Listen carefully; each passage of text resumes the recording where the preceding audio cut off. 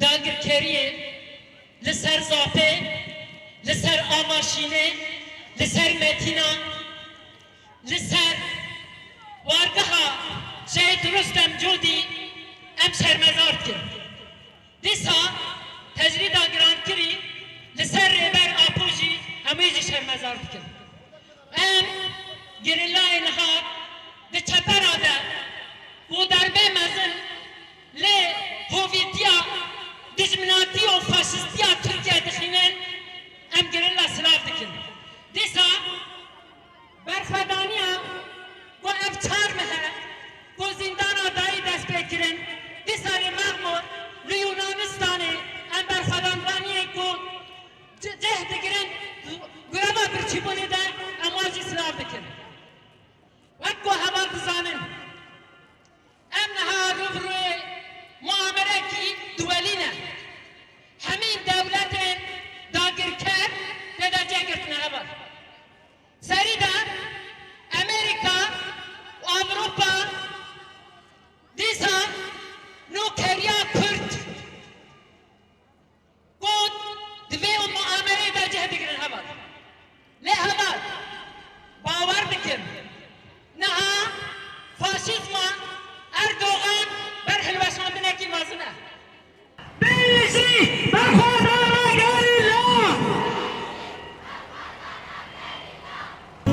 هیرو ام دکتن کولانا و کجل کوبانی جبو ایریشن دولت ترک و سر حرم ما مثلا ایریشی مخمره دکه ایریشی عین عیسی دکه ایریشین حرم ما کردان دکه ام بجو وقت ملت روج آوا چه ایریشن دولت ترک ایریشن تال سر حرم ما هبه اما وی ببن برسب ام نهلن تجارت ایریشن حرم ما بکی وکه حوالن میم گریلا لسرین چیان برخدانی اف چقاسا روژن برخدانی دکن چقاسا اول بگین آستا شهادتی جی هر مثلا برخدانی ما خورد به او ایریشن ما هرسن ما بلندتر به وکه گل روژاوا ام لپشتا گریلا سری چیانا کولانا والقادانا ام تجاری دفش دوزان خبر نادن حتانی که هرم ما حتانی که ام بگیجن کردستان که آزاد و ملت کی آزاد نیبندست وکه وقت براتیا گلان لبی داره لبی هرمی جیان بکه ام تجاری در خط نهلن دولت ترک برا باسنانه به حتی که یک جمعه بمینیجید اما لپشت گریلای خوابن و لپشت مافی خوابن ام دفج مافی خبر نادن و حتی سروک ما آزاد دبید ناب خدا ام دبینن اما هر تم تکوشینه بکن سپاس. نابی ملتیا محموده جبر و ام حمود آیی کیلو لسر پیانن جبو گریلای کو دنیا چاوی خرسروان هاتی گرتنه کسک نابیجه اف شراش بو چیه جبو چه ایریش تکنه هگر گریلا احرابیه و هیرو حمود داره ترکی دا تاقین چیه ببیان و حمود دجمنه خوی کو هیرو ایریشی دکه و تاقین دنوان دا چیه بکره کنکوشی چیه بکره گریلا تجاری نه احرابیه بلکی تا